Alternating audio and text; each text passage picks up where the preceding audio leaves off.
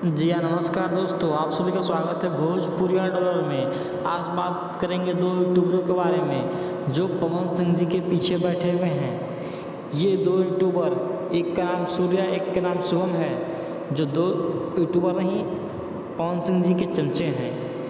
ये पवन सिंह जी के चमचे ही करते हैं सिर्फ दिन भर, इसलिए इनकी जगह पीछे मिली है।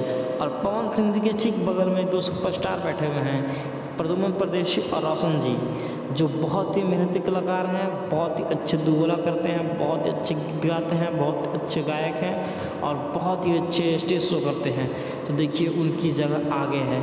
मेहनत करने वाले लोगों की जगह हमेशा आगे होती है।